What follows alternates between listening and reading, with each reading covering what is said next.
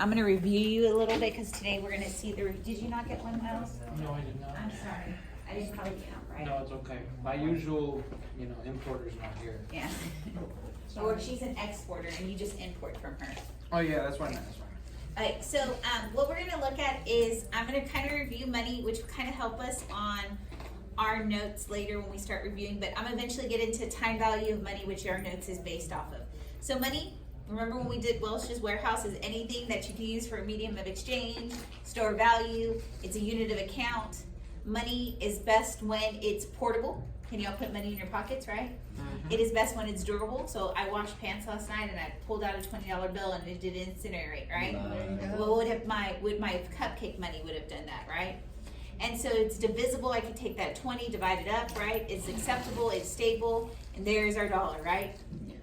Okay, so we talked about money facts. What used to back the dollar was gold. Today, nothing backs it, right? It's currently our policy of what does to it and how it has value. So what has happened to the value of the dollar lately? It's gone down a little bit because we've had inflation, right? But not as bad as inflation as Russia has currently, right? Oh yeah. So we see this is just, it's called fiat money because does it have anything backing it? No, it has value because our government says it has value. So we know the Federal Reserves is the sole issuer of our currency. They basically control our monopoly of money. But a lot of you, there's other monies, y'all. Like there's Bitcoin, there's Litecoin. Yes, there is, right? But the main one being used in the U.S. is our dollar bill. And there's two ways we measure money. M1, is that big or is that small?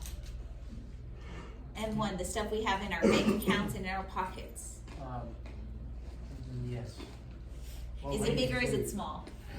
That measure of money, pockets and what's in my checking account. Is that a lot of money in there or a little money? It's a smaller amount because we use it and spend it. M2 is our large time savings and M3 is the long run. So M1 is just the medium of exchange, what I have in my checking account, what I have in my pocket. And so these are types of M1 dollar bills, coins, check cards are not on there, but a check too. M2, which we did this a long time ago, it's anything that is long-term deposits such as CDs, money market mutuals. And M1 and M2 become larger when our economy is becoming better, and money becomes less liquid. As we go from M2 to M1, when we go into a recession, the measure of money becomes smaller.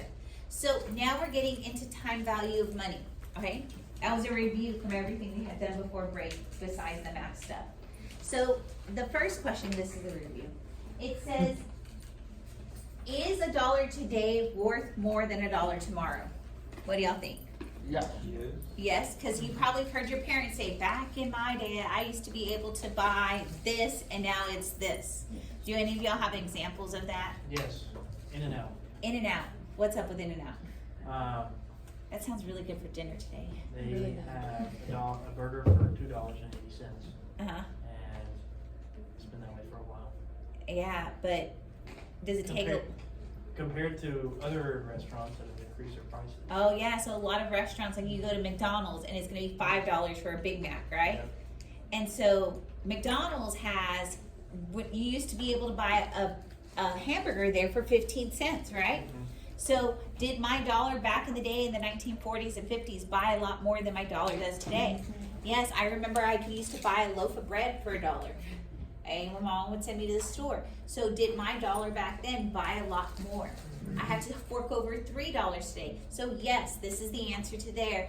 And we're gonna talk about why this happens. Because of opportunity cost and inflation. You already know that, right? We see that with gas prices. We see that prices are going up and our purchasing power goes down. And so if banks know that and you take out loans from banks, that you're gonna pay them with money that is worth the same or worth less. Worth less, what are banks gonna do to you to compensate for that? They're gonna charge you interest. And so that's the next question. What do banks do to compensate in the loan process and the lost value of money? They basically charge people interest. And most of y'all don't realize your credit cards are gonna charge you 26% off the bat interest. So you buy something for $100, you're paying $26 interest just to borrow that $100. Because they figured once you pay them back, is that money you paying them back worth a little less than what they had loaned you? And so that's why they're charging you these high interest rates, okay? They're loaning you that money. And so again, the idea for charging interest and the evils of it, we know came from Karl Marx. So what we're gonna look at is an equation to figure out the time value of money. So V is what we're gonna be solving for. What is the future value? P is the present value of that dollar. And then we're gonna look at the interest rate, which we've already done this equation, the nominal minus the inflation rate to get the real interest rate.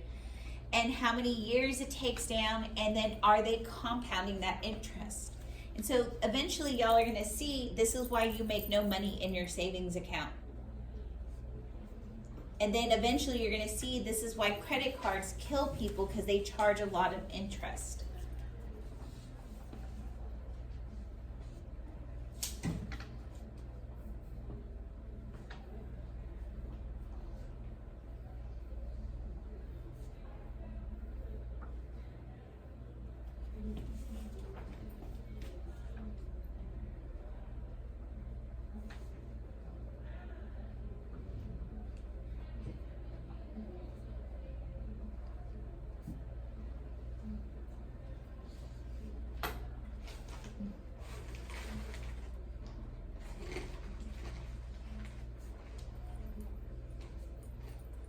And so one of the things I've seen on the AP test is they don't ask you to calculate it out because you don't have a calculator.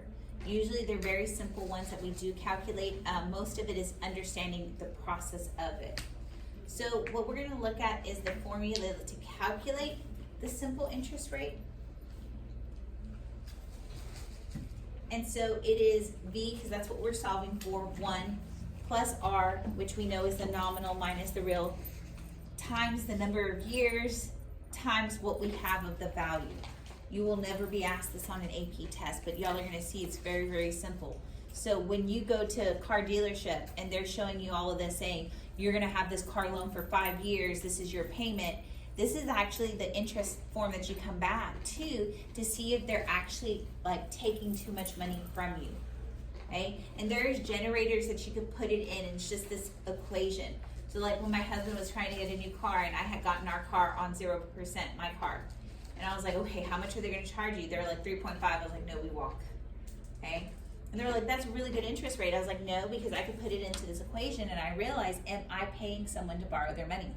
And we have a perfectly good credit score. There's no reason. We went to another dealership and they're like 7%. That's a lot of money, right?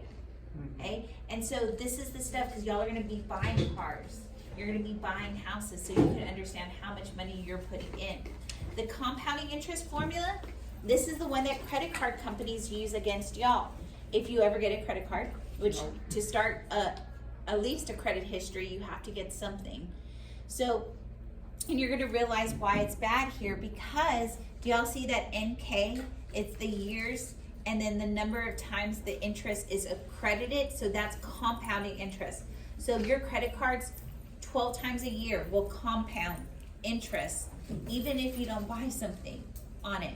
So they're charging you interest for that extra money you still owe them. And so that's why it's hard to get out of credit card debt. So let's look at this next thing. These are problem 1. And it says, assume inflation is expected. It's expected to be 3, oh, I have no clue what happened to the PowerPoint. Is it there still? Mm-hmm. A, is expected to be 3%. And the nominal interest rate on a simple savings loan is 1%. Calculate the future value after a year. So step 1, we put the rate of inflation. I take 1 minus 3, that gives me negative 2%. Is your money making anything in your bank account? No, it's losing money, right? And this, when our economy is normal, this is what's happening to your stuff in your savings account. So right now, we know that y'all make 1%, right? And the rate of inflation is 8%. So how much are you losing in your savings account? 7%. When it's 7%, they just came out with a new inflation rate. They said it's 8%. Oh. So y'all were losing 6% prior, but now you're losing 7%. Are you making anything there? No. No, and this, you having your money in your bank account, in a savings account, is a reverse loan to the bank. Are they making money off your money? Yes, because they could loan it out, right? So this is when you realize that you should be putting your money somewhere else. So everybody gets step one. Step two is we're gonna fill in this information. We know 1 plus R, which is that negative 0.2 times 1 is gonna give us 98 cents. And you're like, no, dumb, Miss Verdine, I could have just taken that negative 2 minus that 1. Yes, that's the simple way to figure it out. Okay, and so this has been taken straight from an AP test question. Is this one simple to figure it out? Okay.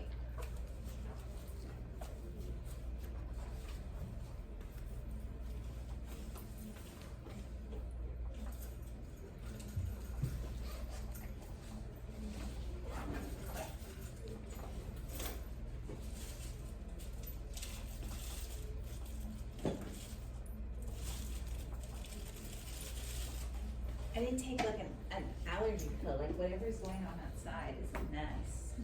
Okay. All the trees are sunning. I know, we have a crepe myrtle and it's blooming.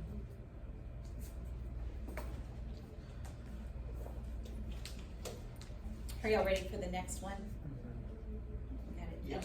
Alright, so the next one is assume the inflation rate is still expected to be 3%, but the nominal interest rate on your savings is 4%. Oh. Is that good? Yes. Okay, let's look at this. What Miles is really excited right now because are y'all getting something now? Yeah. Yes, a whole 1%, right? So that means for every dollar, how much extra profit are you making? 1 cent. 1 cent. But the other one, y'all were in the hole, right? Yeah. A couple. So now when I put this into my equation, y'all can realize, Ms. Verdine, I could just add 1 cent to the dollar, right? Because that's what I'm multiplying, right? So when I put this in, I just made $1.01. Thank you.